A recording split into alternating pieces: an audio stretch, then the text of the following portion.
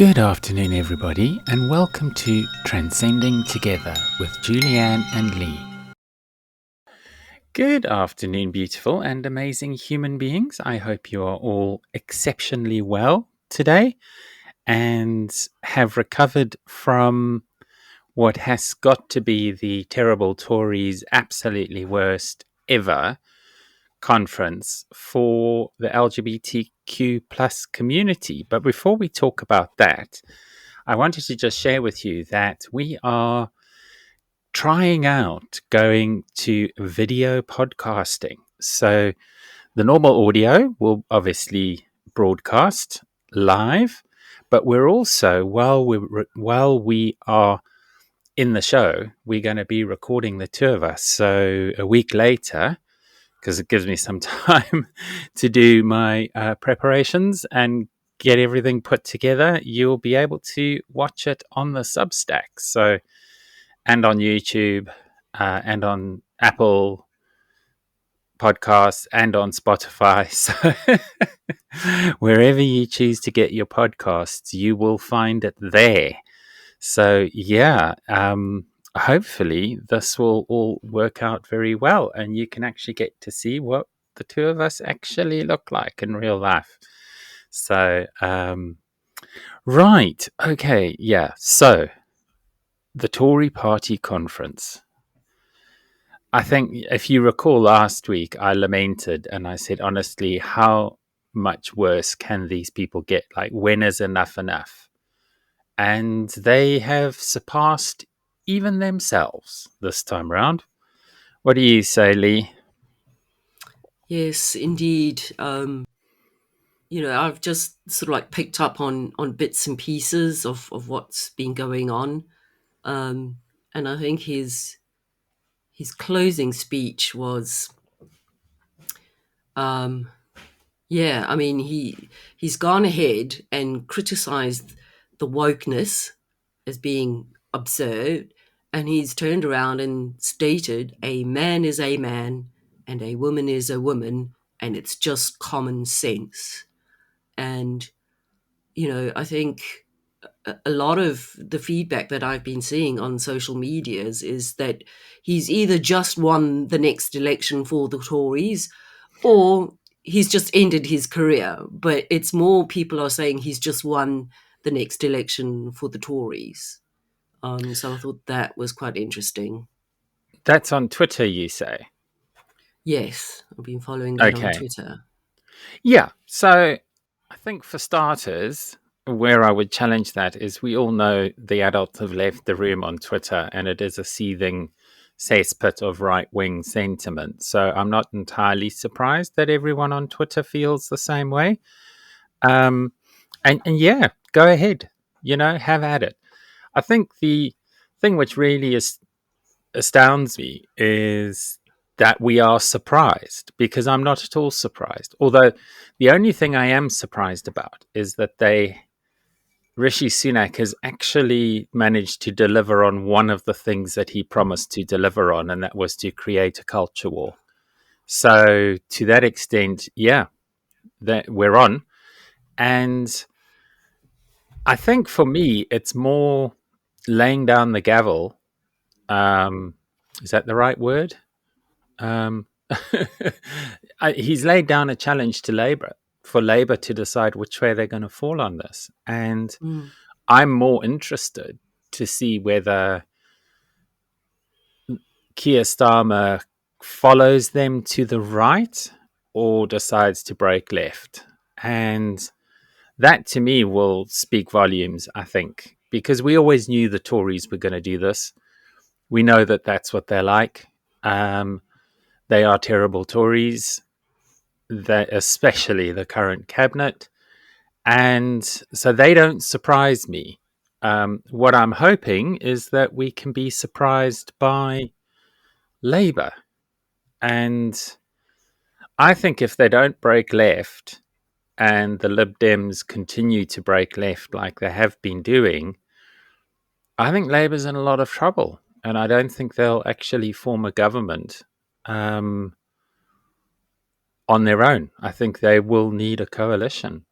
So Absolutely. And, men are men and women are women, and trans women are women and trans men are men. I mean, we agree on that. So, yeah. Yeah. And some of us are just non binary. Some of us are whatever we say we are. Um, yeah, the whole thing is, it's just absolutely ludicrous and insane. And normally I'm the one that watches the news. Um, but I just knew it wouldn't be good for my mental health to watch any of the stuff from the conference. I've chosen instead to watch left wing commentators like Owen Jones, and getting their sort of sanitized view of it. So, what do you think about the Labour prospects and things like that, Lee? Well, I think the game of politics is really about saying the things that you think will resonate with voters the most. So I think it's a case of saying whatever you need to say in order to get that tick in the box. Um, but whether they actually follow through on their um, election manifestos is a different story. And I think both sides, all political parties, will say anything at this stage to get people on board. And you know, like you've just mentioned, he said a man is a man. Okay, he didn't go any further than that. It's kind of like an open statement, and we agree with that. If you're a man and you identify as a man, you can be a You man. are a man, yeah. Yeah. So it's not like he was outrightly, coming out and saying you're not a woman if you were born male, kind of thing. But it's enough for people out there hearing that message to go, yay, we'll vote for this government because they'll sort out this woke nonsense. And I think in terms of Labour, what they can come out with is also going to have to be something that their potential voters want to hear and perhaps not necessarily follow through on, as history proves. Yeah. So you're saying they should break right but intend to deliver left in order just to win the election? Is that what you're saying? I think they need to go where they're going to get the vote. So if that's going right, then certainly that might be where they tend to go. I think one of the things, so we were discussing that article this morning on what was her name? The work is it the Works and Pensions Minister? Oh, yes, the Labour one, the shadow. Yes. Yes, something works and pensions. Yeah. What was her name? Um. Yeah, you'll have to We were look it just up. talking about it this morning. Liz Kendall. Liz Kendall. That's right. Yeah. Yeah. Um, and I mean, she's a new cabinet appointment, a recent reshuffle, and she seems to be kind of like right leaning. So is that like an early indication of where Labour might be going because they think they'll get more support and more votes by going that way? We'll see what the conference brings. Yeah, I mean, we were joking because we wondered if she listened to the show.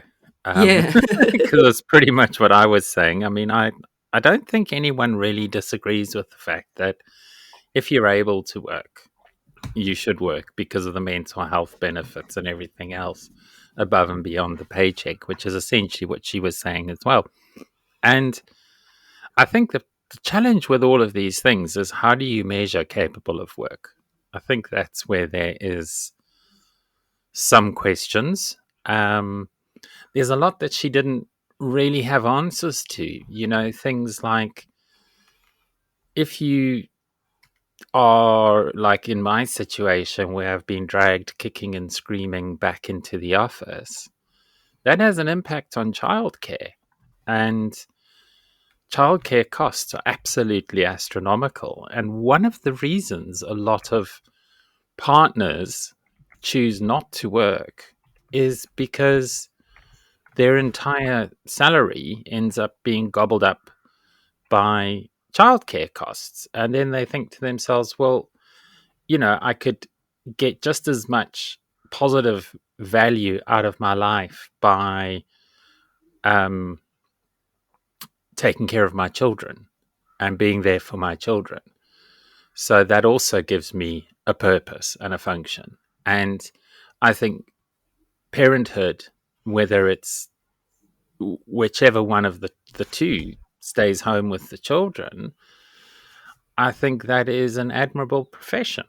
So if you're being asked to compromise between not seeing your children all day, just so that you can pay work to pay for the childcare, they're going to have to come with a different answer to that one. So that's an interesting perspective on that one as well. Mm. But I I mean, think as well, I'm experiencing that with my stepdaughter and her 10-month-old. She's due to go back to work next month. She worked in a nursery prior to being pregnant, um, and her and her partner have sat down and done the sums. And even though she gets a discount if she puts her son into the same nursery that she works at, um, it's going to end up costing them more to go for her to carry on and go back to work. It's just absolutely ridiculous, And yeah, she's like, why should I go to work when I'm going to be less well off than before I had my child? When we've looked at the numbers, we've looked at all our expenses, and the best course of action is for me not to go back to work and to be with my son a bit longer. And it's happening all the time, and they're both young, they both 22, and don't have, well-paying jobs or anything like that. But the two of them just starting out life, you know, it's yeah, it's a hard. powerful, it's a powerful argument, and like I said, I think a lot of it comes down to, you know if you think about it, and to be overtly cynical as I generally am, of course the government wants more people working because then they get more tax and national insurance, don't they? So Exactly. that I think probably has something to do with it. Um, but yeah, I I don't think there is an easy, straightforward answer to this than to just say people who are capable of working should be working, because that's an entirely limiting perspective to take. And I think as well, the thing which really got me thinking, both from what you were saying a minute or two ago, and just hearing off the fringes of what's going on, what went on at the Tory conference last week, was the extent to which woke will win votes, because or being against woke, because to what extent has wokeness caused the current cost of living crisis? You know, energy companies price gouging, supermarkets price gouging, water companies price gouging.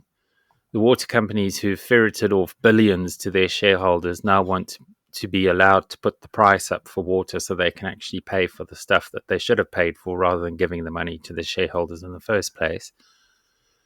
What's that got to do with woke? Yeah, you could have a war on woke and get rid of it. It's not going to change the fundamental underlying issues that we currently face in society. And that's why I think Labour personally, shouldn't follow the Tories to the right.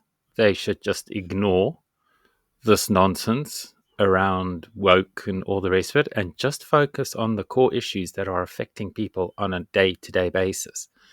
Because for me, that is the thing that will decide the election. Is somebody, you need a political party that's going to come up with a viable proposal to the electorate to deal with the cost of living crisis. And wokeness is not the reason for the cost of living crisis, now is it? Final thoughts before we go to our first break, Lee? Yeah, I think it would be interesting because from my perspective at the moment, I see them both as both parties, both Labour and Conservative, as singing from the same hymn sheet. There is no difference in them. And if Labour doesn't do something drastic, we're going to end up with a Labour Party that's dressed in blue instead of Yeah, red. Tory light, or even Yeah, Tory, just almost Tory. yeah. So there's got to Limos, be I a call them. significant, yeah, there's got to be a significant difference because at the moment they're both the same. Yeah. And certainly from the LGBT perspective, I think they're both the same. Anyway, let's jump off to a break and we'll be back right after these messages. The world's largest radio station for the trans community. Trans Radio UK. Welcome back, beautiful and amazing human beings. I hope you are refreshed, fed, and watered. And I've just topped up my mate, which I'm thoroughly enjoying. I've just finished my coffee. So, yeah, just during the break, we were chatting about. Lee said, and on top of everything else, now World War III is broken out in in the Middle East, and I'm like, yeah, woke didn't cause that either, and in fact, it's wokeness that underlines it's the qualities of being woke, which is about empathy, compassion, consideration, open mindedness, all of those things, Community. unity. If that's what being woke is, I'm up for that. I'll be that. I certainly don't want to be one of these narrow minded bigots who can't see the difference between the Israeli government. And I make the point very specifically that it's the Israeli government, not Jewish people. There is a difference, believe it or not, dear listeners, between the two, because in fact, there are a lot of Israelis that aren't actually Jewish either. So the Israeli government is an apartheid state. And Lee and I both know this because we grew up Mm, in an apartheid state and we know what it looks like. And it exactly. looks exactly the same. So, yeah. So the Israeli state is the problem. And like it was in South Africa, it was a South African state that was the problem. It wasn't necessarily South African people. People. They were as badly um, uh, abused, if you like, by their government. So many people died fighting wars in Angola, which had nothing to do with South Africa. So, And yeah, all the it's brainwashing that government. went along with it. Well, exactly, yeah. Um, I mean, it takes years and years, decades to deprogram a population that's firstly been so badly traumatized, but also taught to behave in a particular way towards another group of people. Mm, And that is something, yeah, I mean, we've talked about that at length, so I don't think we need to sort of go back over that ground. But yeah, it just seems like things are a little bit out of control at the moment. And yeah, this whole thing around back to work and people going to work and getting people out, back in the workforce and all the rest of it. And I do think that just based on my own personal experience at the moment is that on the one hand, we're being told that we are destroying the planet with our rabid consumption of carbon. And then we're told, but you have to go into the office, Yeah. which burns carbon. And Lee was talking last week about the likelihood of us having a carbon credit of System. amount of carbon that we're allowed to consume. And it'll be I wonder, would they include commuting to and from work when they've told everybody they need to go to work? Do you think they would include that in your carbon credit, or would that be given as a, like, we don't count the carbon you burn going to and from your office?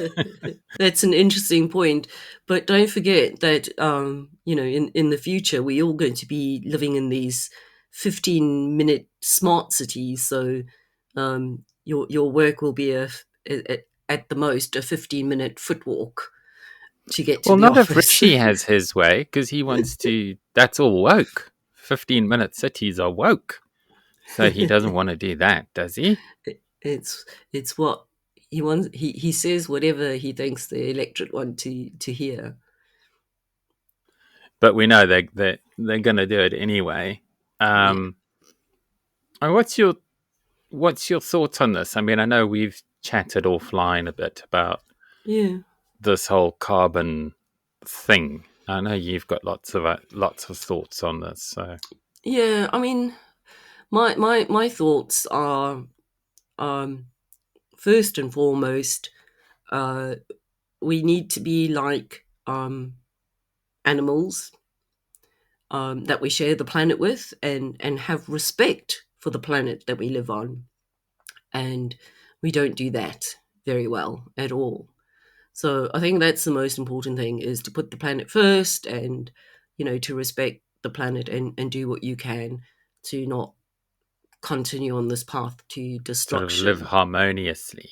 Live harmoniously with them, like ancient civilizations and cultures used to back in the day. But I think the whole climate change narrative is a fear based narrative. Yes, climates change, and they have been since day one.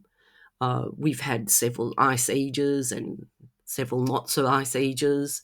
And I think it's been used as a fear based tool to manipulate people, while not actually, at the end of the day, pushing the message forward about living in harmony with the planet that we live on. It's all about control, and it's you've done this and you've done that, and we mustn't burn fossil fuels because that's the problem. And I think a lot of people in this narrative tend to forget that um,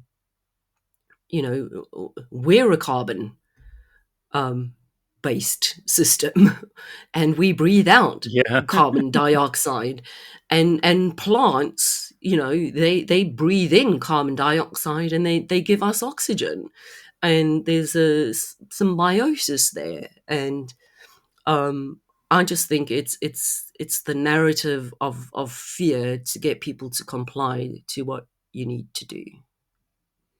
Well, I remember centuries ago when I was at school, um, and I did A-level geography.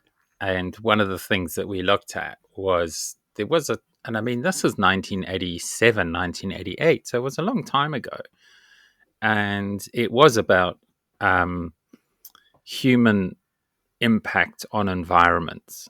And we did quite a lot of case studies and research and stuff. But one of the things which I remember learning about was, so this was back in 1987, they were saying if we continue to destroy the rainforests at the rate at which we are destroying them, we will remove the amount of lungs out there, the trees that are breathing in this carbon dioxide, and it will cause a rise in carbon dioxide, Hmm. which will then have an effect of warming ocean temperatures and the greenhouse effects and all of that. So the science is quite old on this one. It's well established, and it does make you wonder, if how do you grow forests? Well, you feed them. You feed them what they need to breathe, and what they need to breathe is carbon dioxide. Dioxide. So, when are we going to stop destroying the rainforests?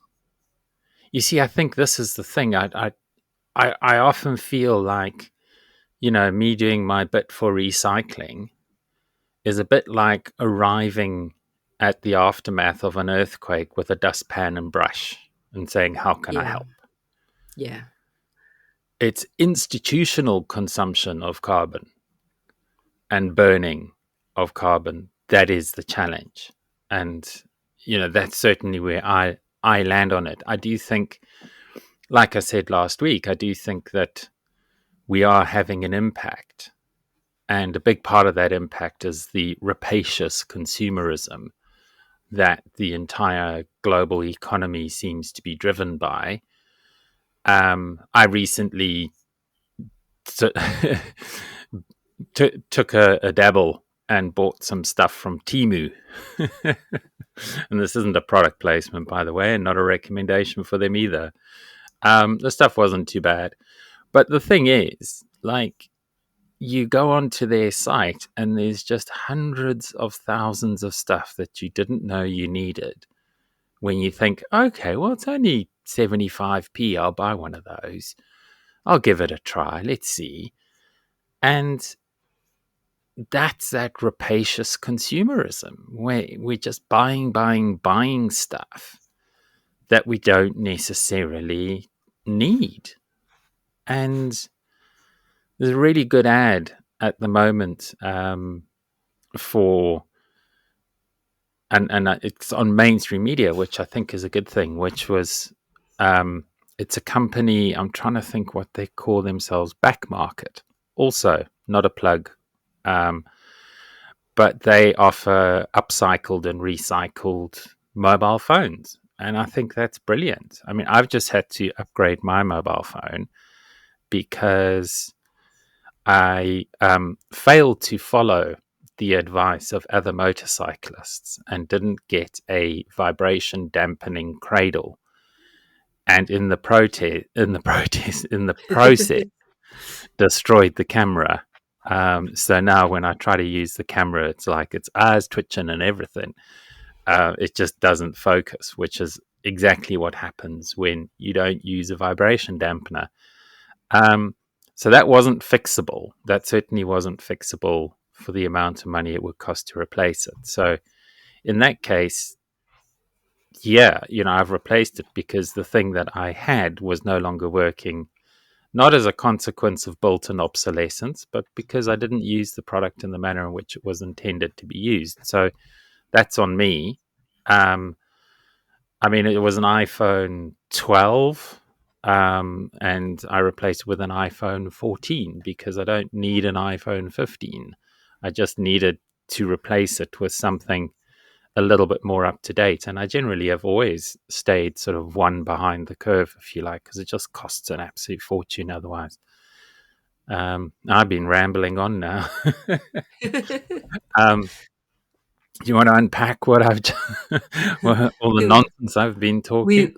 We were talking about our impact on the climate, and I think you raised a very valid point about the rainforests and things like that, because I recently read something. I think one of the ideas that I think Bill Gates might have come up with is to chop down a whole bunch of trees and bury them under the ground to balance out the carbon effect. I might need to have a look at that in the break. But it's like another thing that was quite popular when we were younger was the hole in the ozone layer. And then that goes all quiet. Yeah, So that's gone save the very rain. quiet, hasn't it?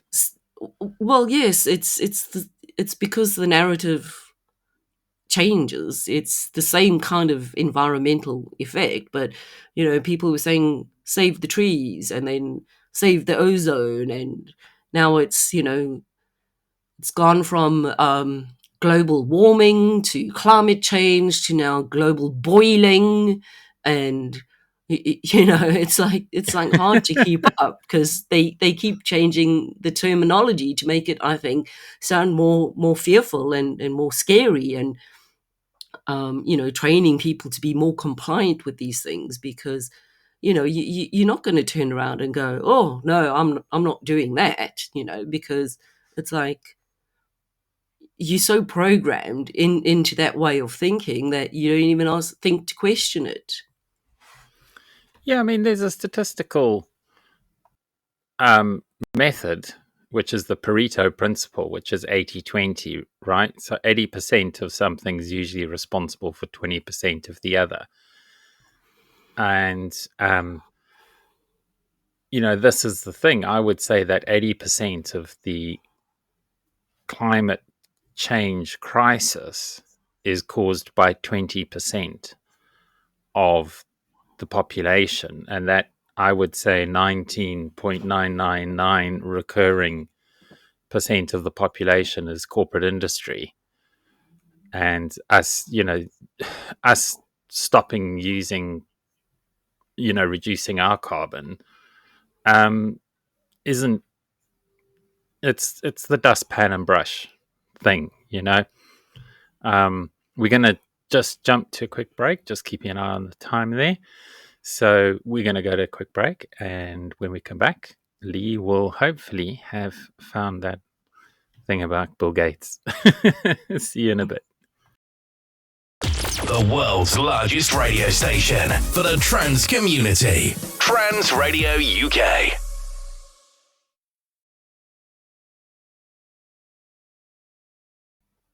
Welcome back, beautiful and amazing human beings. So, yes, Lee did go away and do a bit of a rummage, and we've kind of found two different aspects to this. So, what are they, Lee?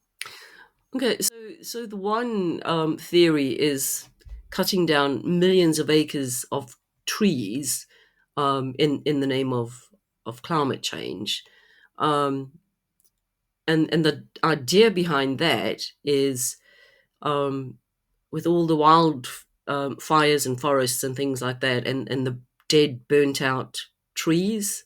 So kind of chop the trees down before they burn in wildfires.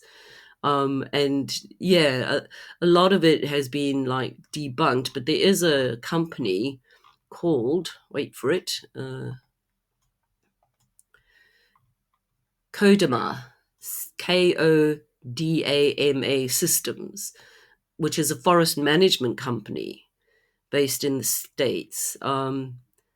And basically, this is their kind of like argument, and they've received 6.6 million from Bill Gates's climate fund, Breakthrough Energy Ventures, to kind of like do, I don't know, research experiments, and it's about the broader carbon removal of burying these burnt out trees from the wildfires. Yeah, I guess that makes sense. If the trees are already dead, so they will have trapped carbon in them, and when they burn, they release the carbon, right? So Yeah. the theory being that if you bury those trees, I quite like that idea actually. Certainly, when we first we thought they were going to chop down a whole bunch of growing forests in order to bury them, which doesn't really sit well with me, given that that's probably why we've got this problem in the first place. It just loops back round, I guess, to I was watching a thing, which is another YouTube channel called Fully Charged Show, and they're very, very powered. Like their whole thing is around EVs and believing that the future of mobility is electric, and they So they've got a very simple strapline, if you like, and that is just stop burning stuff. And I think that's kind of right. I mean, I've always taken a bit of a nuanced view in terms of the petrol engine and the diesel engine, because it does, to me, it certainly does resonate, if you like, or it just intuitively, it doesn't make sense, does it, to burn something? You know, we how far have we moved from the Industrial Revolution, where you burned wood and coal to create steam to turn the locomotives and the machines, and then we just started burning oil, which has, you know, in and of itself created massive global conflict as everybody chases after this black gold. So I've always intuitively felt that we shouldn't be burning the oil. And I think wherever you land on the climate change thing, whether it's anthropomorphic, nice big word, in other words, caused by us, or Humans. whether it's just systemic and would be happening anyway, I guess whichever way you land on that, you still got to, you can't get away from the fact that it's not sustainable to just continue to burn oil. And it's not just in our car engines and things like that. It's oil is used and gas is used in power stations. They take what they call the dirty crude, and they use that in power stations. And obviously, gas is burned off. So we're burning stuff there with gas. And so, yeah, I think intuitively we can all agree that we shouldn't be burning stuff. I think that's true. But then one of the ways I can consume less carbon is not commute to the office to go and do the thing that I can actually do from home. And that was one of the things that really, for me, just made so much sense, and why I had hoped that the pandemic would have changed the narrative, if you like, in terms of what it means to work and be a worker and be productive. And we did. We proved that we were capable of sustaining the economy, where professional services people, you know, like myself, like yourself, you know, can be productive wherever they find themselves. There's no underlying reason to get in a car or get on a train, because even though the train might be more sustainable than taking the car, absolutely, hands down, your carbon footprint on a train is lower than your carbon footprint in a car. But what if you don't have to be on that train in the first place? You know, this is the thing. And it's still consuming. We're still, in the UK, a lot of our power is now renewable, which is good. That's massive progress, although according to Donald Trump, it's causing Wales to go crazy. The wind farms. But yeah, so I think that's, we do have, and then our next sort of tier down or tier up, if you like, is nuclear, which has its own inherent, it's a lot cleaner to produce, but it leaves behind a really bad waste product. So, you know, even that's not sustainable. So, and you are still burning something.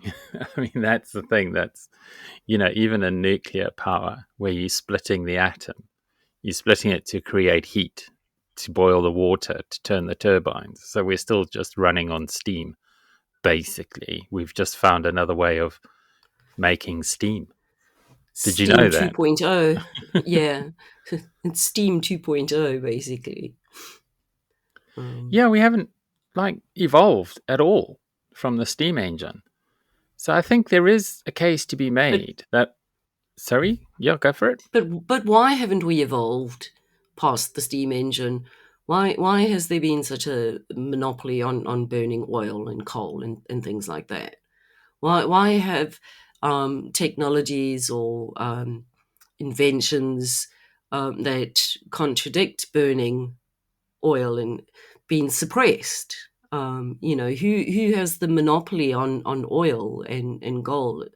And for me, it's like the crisis that we're having is an energy crisis. It's like, for too Yeah, long, yeah, people definitely. have got rich off the back of burning oil. And as you mentioned, it's in these areas in the world where there's a lot of conflict. So there was always a risk to that.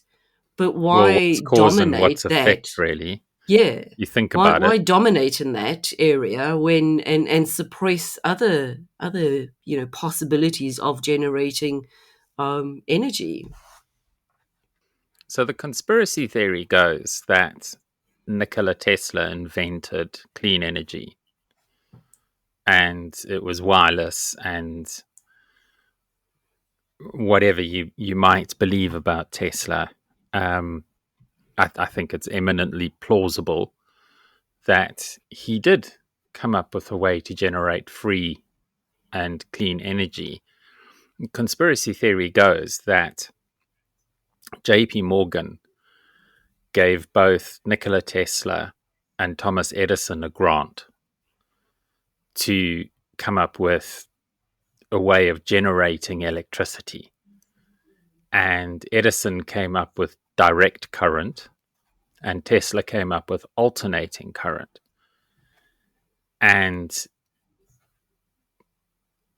generating it free. The what Edison came up with was, burn some water to create steam to turn a turbine to charge a battery to deliver direct current.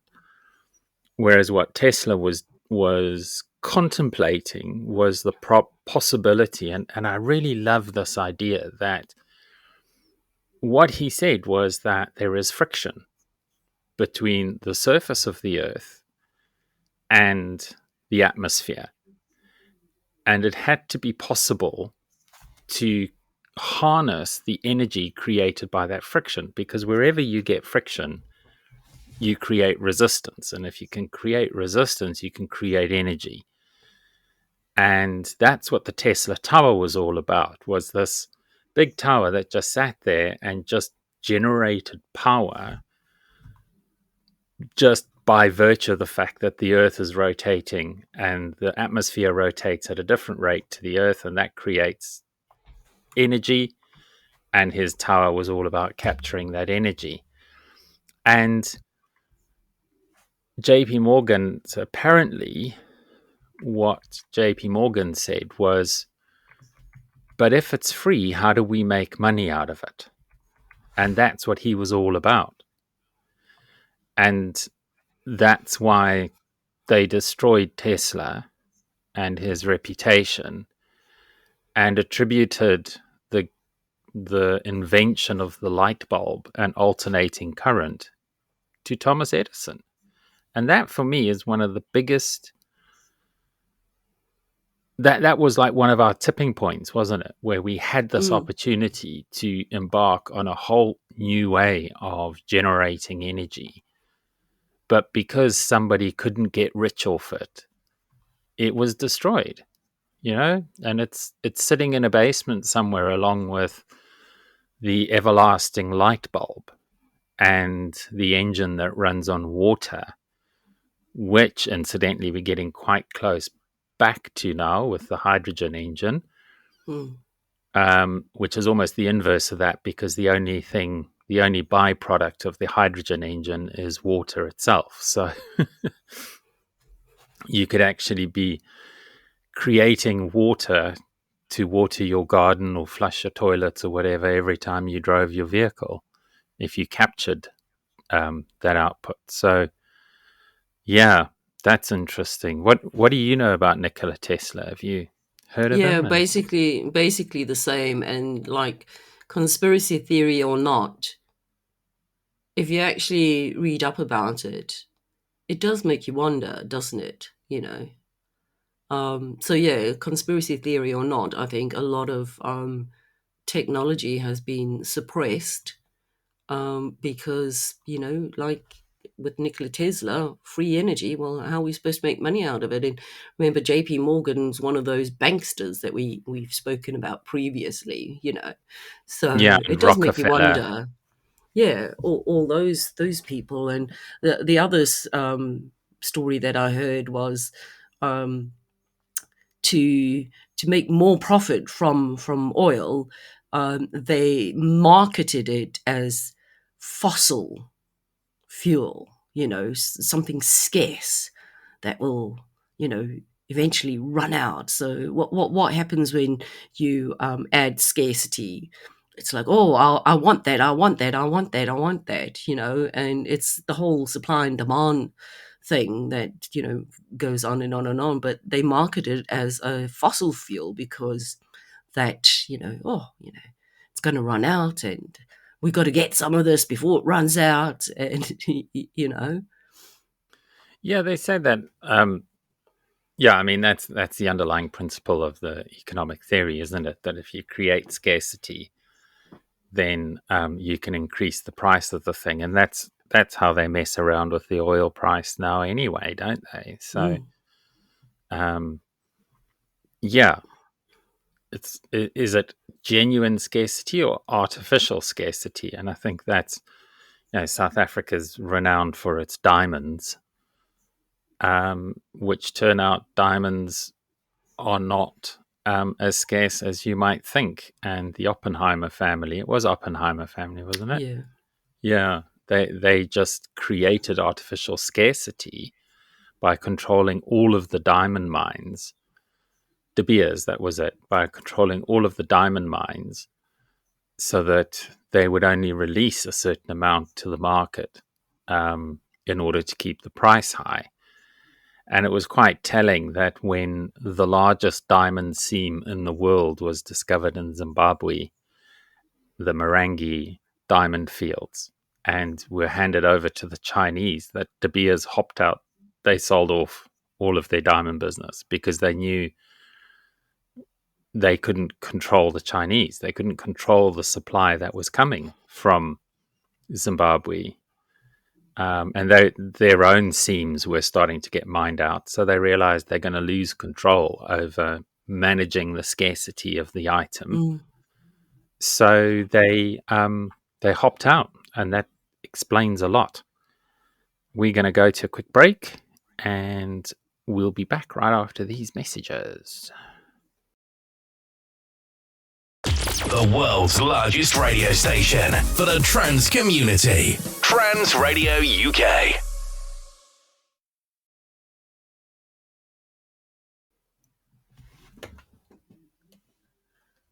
Welcome back, beautiful and amazing human beings.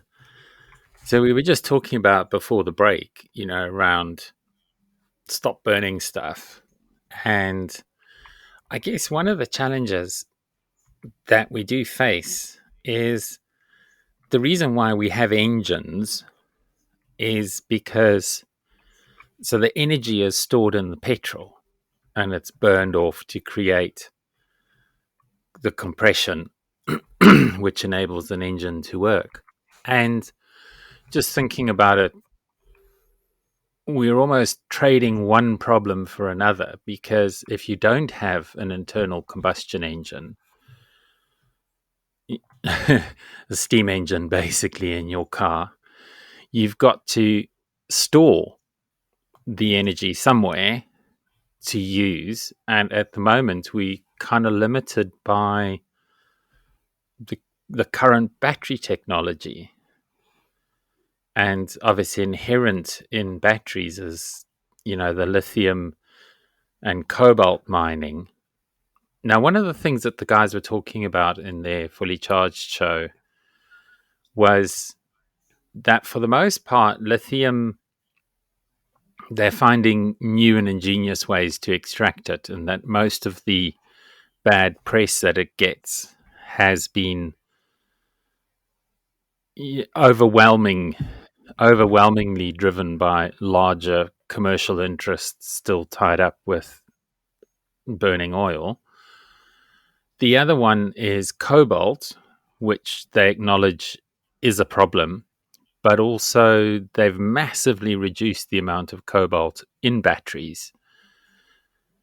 So I do think possibly, if they could come up with a better energy storage device, that's certainly one problem. But you're still burning something to create the energy to store in the battery, aren't you?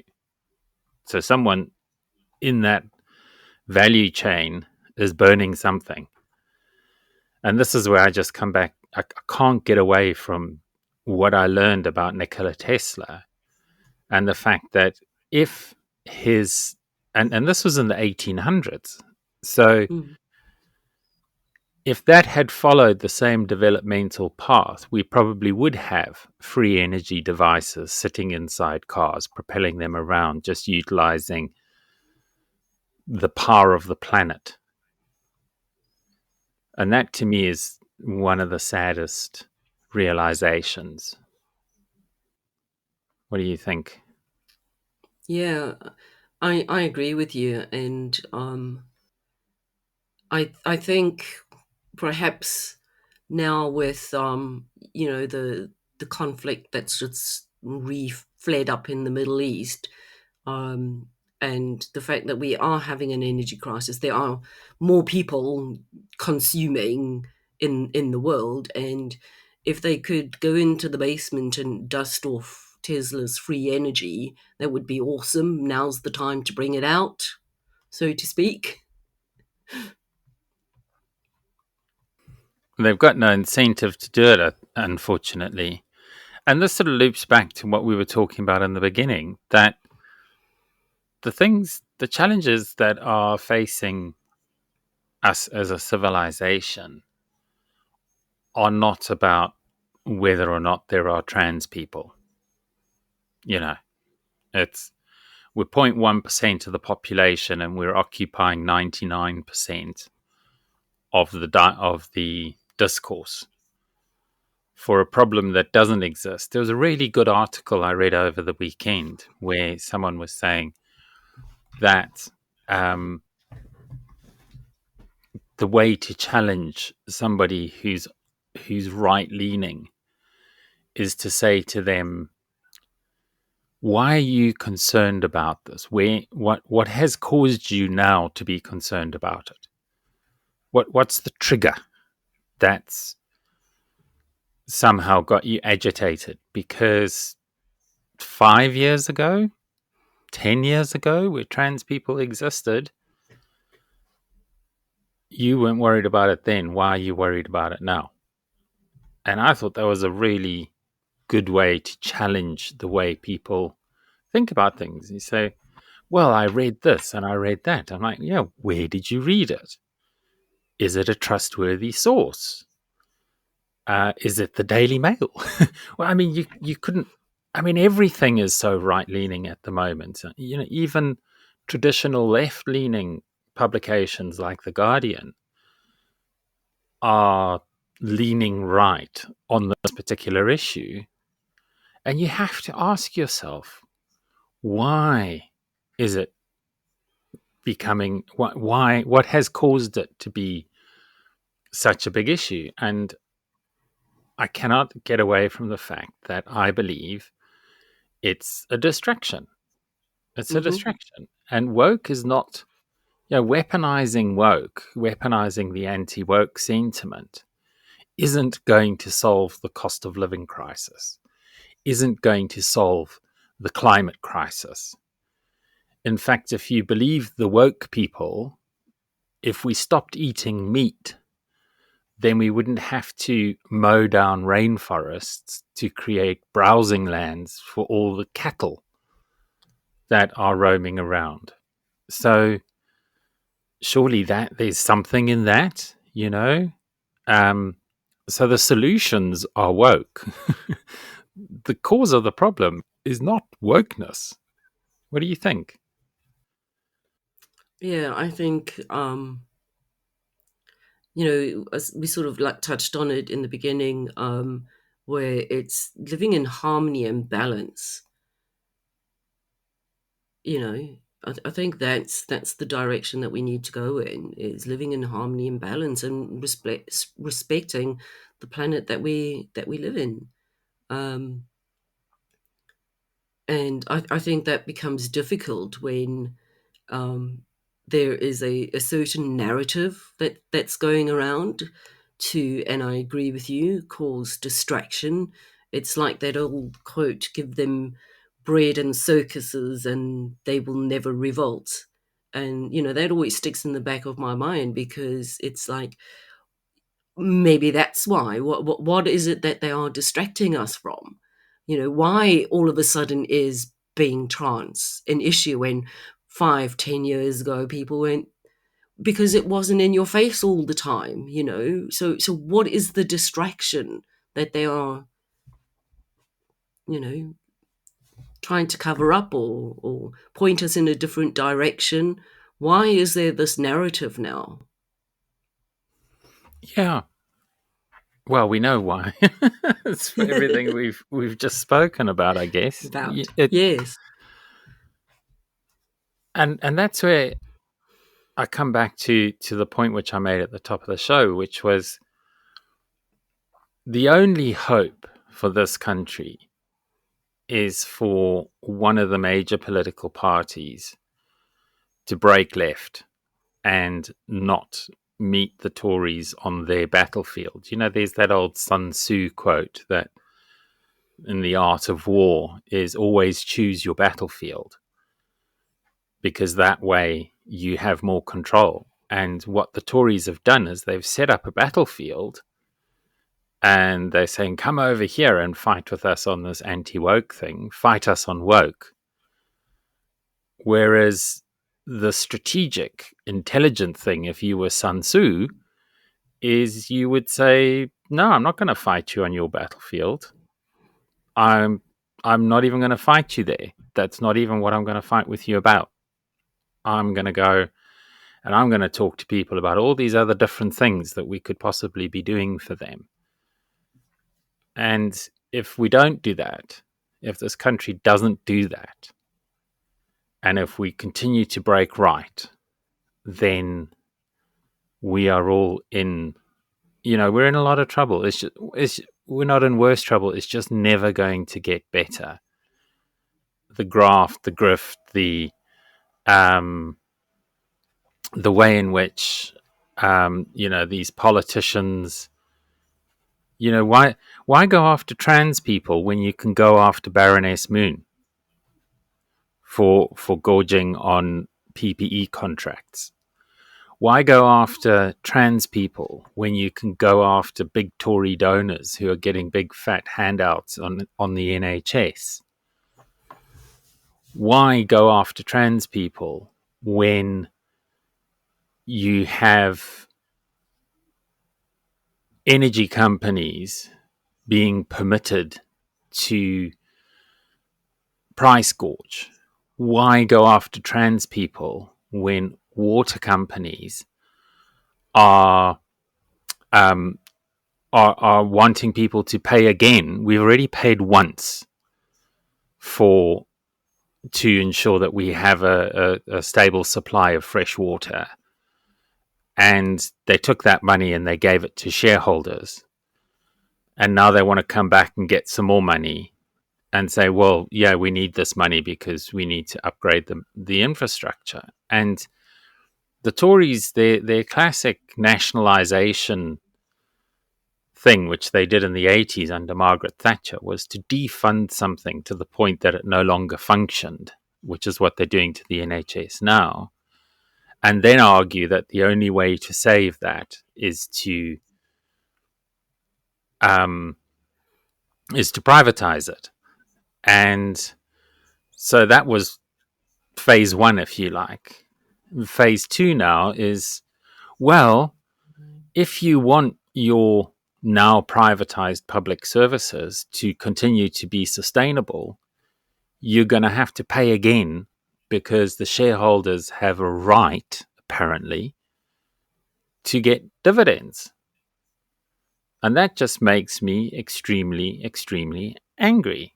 And we've talked a lot about socialism, capitalism, all the different economic models that are out there. But you have to, even if you're a capitalist, you have to see that this is not sustainable. And unless you are, there was an interesting thing I saw over the weekend that in 1990, the 400 wealthiest people in America had more wealth than the 50% of the rest of the population put together. By 2022, that was down to just 215 of the wealthiest Americans had more wealth than 50% of the rest of the population. And if you can't see that that's a problem, then you are not intelligent enough to participate in a civilized society, because that's the difference between ignorance and naivety is not knowing you didn't know it and acting on something you didn't know. Ignorance is continuing to act despite the fact that you know better, and we should know better. So that's kind of where I land on it this week. What about you, Lee? What's your final thoughts? Yeah, I mean, I think